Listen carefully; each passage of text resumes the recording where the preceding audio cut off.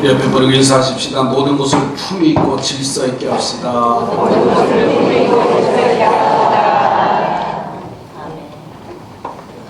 우리 본문 말씀에 보면 22절에 하나님을 믿으라 하는 말씀이 나옵니다. 그리고 23절에 가서 보면 내가 진실로 진실로 너에게 이르노니 누구든지 이 산더러 들려 바다에 던져지라 하며 그 말하는 것이 이루어질 줄 믿고 마음에 의심하지 아니하면 그대로 되리라. 또 24절의 말씀에 보면 내가 너에게 말하노니 무엇이든지 기도하고 구하는 것은 받은 줄로 믿으라. 그리하면 너에게 그대로 되리라. 이 말씀을 22절, 23절, 24절의 말씀을 한데 묶어서 정리하면 믿으면 된다라는 말씀입니다. 또 다른 말로는 할 수 있습니다 라는 뜻입니다. 그 말씀의 제목을 그래서 할 수 있습니다 라는 제목이에요. 그러나 내가 믿습니다, 할 수 있습니다 라고 그렇게 되기 위해서는 전제가 되어야 할 몇 가지가 있어요. 말로만 믿습니다 라고 하는 것이 아니라 그 믿음이 나의 고백대로 이루어지기 위해서는 첫째로는 믿어야 된다는 점이에요. 믿어야 된다. 여러분 22절 말씀에 가서 보면 주님께서는 하나님을 믿으라 그랬어요. 누굴 믿으라고요? 하나님을 믿으라고 명하셨어요. 하나님을 어떤 하나님으로 내가 믿느냐에 따라서 신앙관이나 신관이 달라져요. 말씀 한마디로 천지를 창조하신 하나님, 살리기도 하시고 죽게도 하시는 하나님, 주시는 하나님, 빼앗아가시는 하나님, 그 하나님을 믿는다면 그 신앙은 철저하고 확실한 신앙이 될 수밖에 없습니다. 그러나 하나님을 학문과 지식과 과학의 범주 안에 두거나 그 안에 두려고 하는 자세는 신앙생활의 원수가 될 수밖에 없습니다. 여러분, 히틀러의 일대기를 보면, 오늘 새벽에도 히틀러에 대한 말씀을 잠깐 했습니다만은, 어렸을 때 히틀러가 얼마나 신앙생활을 잘했는지 꼬마 목사라고 표현했대요. 우리 집 아이들도, 손녀 손자들도 야, 주일학교 교회학교 갔다 오면 성경도 막 외우고 찬송도 하고 요절도 외우고 주기도문도 하고 사도신경도 외우면 우리의 손자 목사 됐다 이렇게 막 해요. 그런데 잘하면 잘할수록 믿음의 바탕이 없어지면 허황된 일들만 해요. 히틀러가 어렸을 때는 하나님을 아는 것 같았지만은 그가 성장하면서 그 하나님은 그에게 없었습니다. 세기의 살인마가 된 결과지요. 마르크스, 레닌, 스탈린도 하나님을 아는 사람입니다. 구소련의 고르바초프는 세례교인입니다. 인터넷에 늦어보니까 지금의 그 대통령 푸틴이죠. 그가 러시아 정교의 영향력을 받았다고 표현됐어요. 그러나 그들은 하나님을 알 뿐이지 하나님이 믿어지는 게 아니었어요. 그 종교가 힘이 있으려면요 확신이 있어요. 사도신경의 고백처럼 전능하사 천지를 만드신 하나님을 내가 믿사오며 믿을 때 우리의 신앙은 부동의 신앙이 되어지는 거예요. 그런데 우리가 여기서 주의하지 않으면 안 될 것이 있어요. 그것은 뭐냐? 사람의 감성, 어떤 오감으로 하나님을 이해하려고 해석하려고 해서는 절대로 안 된다는 거예요. 우리의 눈으로 볼 수 있는 것들보다는 볼 수 없는 것이 더 많아요. 우리의 손으로 만지고 들 수 있는 것보다 만질 수 없고 들 수 없는 것이 훨씬 더 많아요. 그래서 파스칼이 이런 말을 해요. 우리 눈으로는 지구 전체를 볼 수 없고 미생물도 볼 수 없다. 지구가 굴러가는 소리도 안 들리고, 그죠? 지극히 미세한 소리도 들을 수 없어. 건강진단하면은 청력검사를 하잖아요. 그 주파수를 보내면서 2번을 해. 한 번은 좀 고음으로 해가지고 뚝뚝뚝 하다가 나중에 아주 그냥 들렸든 말든 들릴 때까지 누르라고 그러잖아요. 해보셨죠? 그 소리 주파대밖에 우리는 못 듣는 거예요. 어떤 사람은 더 높은 소리도 있고 굵은 소리도 들을 수 있고, 어떤 사람은 아예 못 들을 수도 있고, 색깔에 따라서 다 들려요. 여러분, 우리가 인간의 존재가 무한하고 영원하신 하나님을 제한적인 눈과 제한적인 귀로 제한적인 손으로 만져본 후에 지구가 있음을 이해한다는 것은 무리일 수밖에 없어요. 그건 마치 내 손바닥에 지구를 올려놓아야, 그리하면 그가 그 지구를 만져본 후에 지구가 있음을 믿겠노라 하는 말과 다를 바가 없어요. 얼마나 어리석어요. 그러니까 본래 믿음이라는 것은요, 확신이라는 거예요. 확신. 동의합니다. 또 설득이 있어야 되는 거예요. 그래서 내가 하나님을 확신하고 그의 하시는 일에 아멘하고 동의하고 그 말씀에 설득되는 것이 바로 믿음이에요. 하나님을 믿으라는 말씀은요, 그리스도인들에게는 절대 명령이에요. 옆에 분하고 하나님을 믿으시기 바랍니다. 또 할 수 있다라고 하는 것에 전제되어야 할 두 번째 은은 뭐냐면, 의심해서는 안 됩니다. 의심한다는 본래의 뜻이 뭐냐면 판단이 엇갈린다는 거예요. 의심한다는 말이. 인류 최초의 의심을 품은 사람은 아담의 부인 하와입니다. 그가 하나님의 말을 들었을 때와 뱀의 사단의 말을 들었을 때 혼동이 되는 거예요. 하나님의 말씀이 맞냐? 뱀의 말이 맞느냐? 판단하기가 어렵기 시작했어.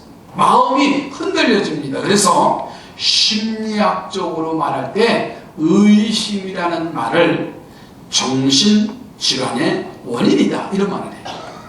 의심이 많으면 정신질환의 의미가 있어요. 자, 한번 볼까요? 남편이 아내를 의심하기 시작하면 뭐라 그래? 말하기 싫으세요? 의처증이라고 그래. 병이라고 그러잖아요. 그러면 아내가 남편을 의심하면 의부증이라고 하죠. 그럼 한 번 더 물어볼게요. 부모가 자식을 의심하면, 이거 모르죠? 자식이 부모를 의심하면 답이 있어요. 가정이 깨져요. 또 물어볼게요. 목사가 교인을 의심하면, 어떻게 그거는 또 이렇게 빨리 하세요? 그러면 교인이 목사를 의심하면, 예? 교인이 목사를 의심하면요, 말씀의 은혜가 안 돼요. 동의하시면 아멘 하세요. 더 나아가서는요, 내 신앙이 자랄 수가 없어요. 도마가 하루아침에 부활의 주님을 만나는 현장에 없었어. 제자들이 우리가 부활의 주님을 만났다고 하니까는 도마가 하는 말이 있었지. 나는 예수님의 손에 못자국과 옆구리의 창자국을 만져보아야 나는 믿겠노라 했어요. 그래서 예수님께서 부활의 주님, 예수님께서 도마에게 나타나시잖아요. 도마야, 내 손을 내밀어서 내 손에 못자국을 만져보라고. 내 손을 내밀어서 내 옆구리에 창자국을, 옆구리에 구멍 난 것을 만져보라고. 그러자 그 도마가 예수님의 손과 창자국을 만져보고 나서는 이렇게 고백을 합니다. 그의 의심이 사라지면서 나의 주님이시요 나의 하나님이십니다. 그 자신이 벼르던 대로 손으로 창자국, 못자국을 만지지 않고 신앙을 고백하는 것을 우리는 하나님이 기뻐하시는 것을 보습니다. 보고 믿는 자보다 보지 않고 믿는 자가 더 복되다.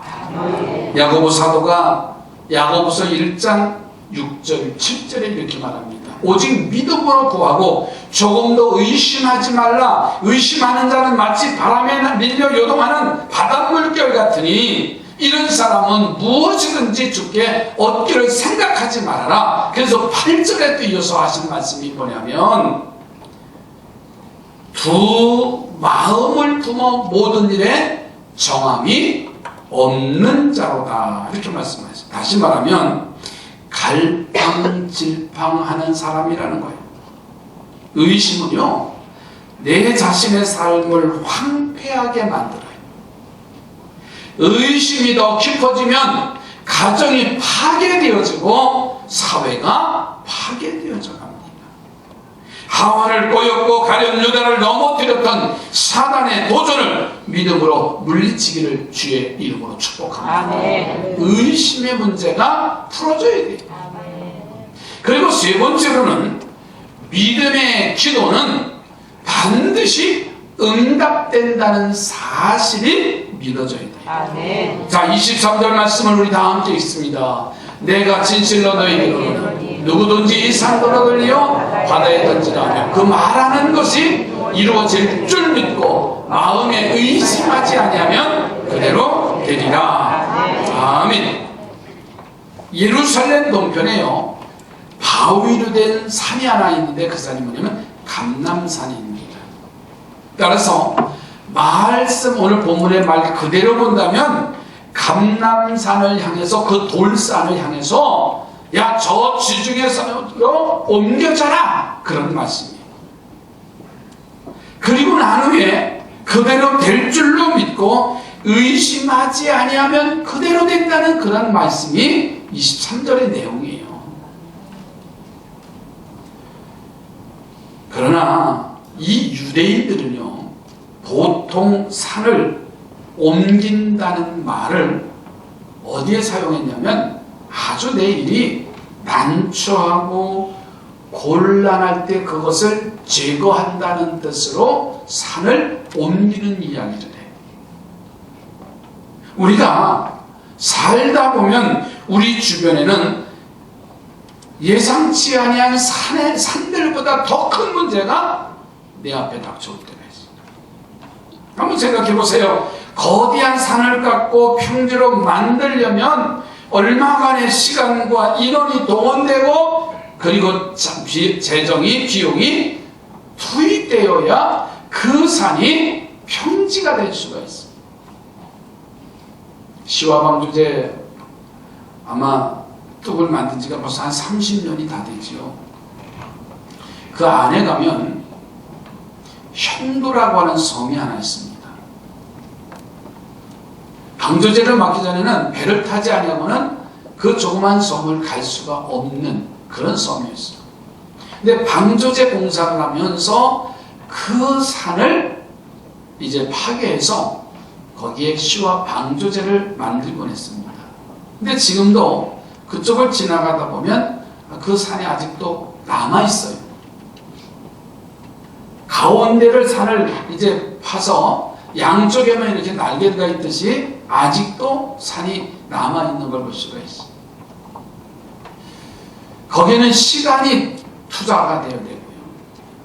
아마 그쪽에 신도시가 들었으면 아마 그쪽에 토석을 채취해서 메울 것은 분명할 겁니다. 그러면 시간이 지나가면 그 산이 평지가 되어져 가는 걸 볼 수가 있어요. 우리 앞에 가로놓이는 곤란한 문제들은요, 거대한 산을 평지로 만드는 것보다 더 어려울 때가 많아요. 그러나 그렇게 곤란한 문제들이라고 할지라도 의심하지 않고 믿음으로 기도하면 산이 옮겨지듯이 해결되어진다. 로만 빈센트 필 박사는 많은 문제를 가지고 찾아온 사람들을 상담하는 일을 합니다. 그런데 수시로 이 필 박사에게 많은 사람이 이렇게 묻습니다. 당신이라면 이럴 때 어떻게 하시겠습니까? 라는 질문을 합니다. 그런데 이 노만 빈센트 필 박사는 그 질문이 있을 때마다 그는 세 가지의 답을 내놓습니다. 첫째는 나는 기도하겠습니다. 문제가 있을 때, 내가 감당하지 못할 때 나는 기도하겠습니다. 또 한 가지는 문제가 해결된 이후에 나를 상상해 보겠습니다. 그래야 용기와 희망이 생기기 때문입니다. 문제 앞에서는 모두가 다 고개를 숙이게 되지만은 그 문제가 해결된 이후에 나의 모습을 상상해 보면은 용기가 있고 희망이 생기기 때문에 라고 말을 합니다. 세 번째로는 나의 노력과 지혜를 거기에 추가하겠습니다. 이런 말을 해요. 노력하겠습니다. 문제 이후에 자신을 생각해 보겠습니다. 그리고 지혜와 노력을 거기에 내가 추가하겠습니다. 존 패턴이라는 선교사가 미개척지에 들어가서 부족의 언어로 성경을 번역하는 일을 합니다. 그런데 그들에게 믿음이라고 하는 단어를 설명하려고 하니까는 그들에게 적당한 단어가 없는 거예요. 그런데 어느 날 이 원주민 한 사람이 패턴 선교사가 번역하는 사무실에 들어와서 몹시 피곤하다고 하면서 의자에 털썩 주저앉는 거예요. 그리고는 등받이에 몸을 기대는 겁니다. 그리고 앞에 있는 의자에다가 두 다리를 뻗어놓고서는 그리고서는 그 의자에 눕더래요. 그러면서 그가 하는 말이 참 편안하다. 피곤이 지쳤을 때 등받이가 있는 의자에 앉아서 두 다리를 이제 뻗고서 누우면서 참 편안하다. 그러면서 시원하게 기지개를 피드리는 거예요. 이렇게 성경을 번역하던 이 패턴 선교사가 그 모습을 보는 순간 믿음이라고 하는 단어가 떠오른 거예요. 그것은 그 말은 뭐냐? 온몸의 의자에 온몸의 무게를 어떤 것에 기대는 것이다. 그것을 믿음이라고 번역을 했어요. 내 온몸의 무게를 그 어떤 것에 기대는 것이다. 믿음이라는 것은요, 온전히 자신을 하나님 앞에 맡기고 편안하게 기대는 거예요. 이게 믿음이라는 거예요. 어떤 곤란한 일을 가로막혀 있다 할지라도 안락한 의자에 앉는 것과 같은 편안한 마음으로 믿을 때 그 곤란함이 물러간다고, 해결된다고 하는 말이에요. 우리가 본문에서 또 한 가지 주목해야 할 중요한 말씀이 있습니다. 그것은 받은 줄로 24절에 믿으라. 그리하면 너희에게 그대로 되리라.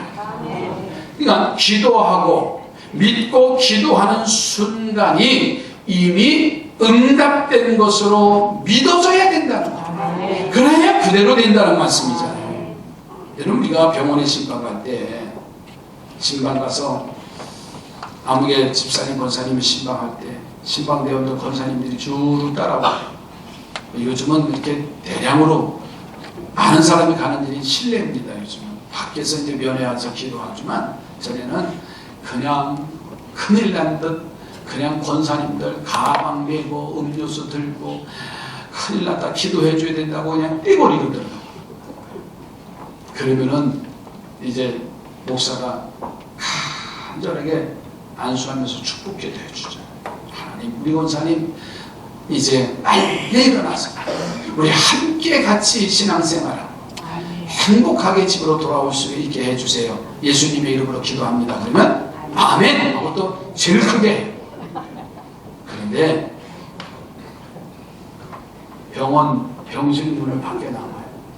화장실도 곧 모터기도 지나가기 전에 뒤따라오면서 조랑조랑 따라오면서 하는 말이, 목사님 얼굴을 보니까는 며칠 못 가겠어요.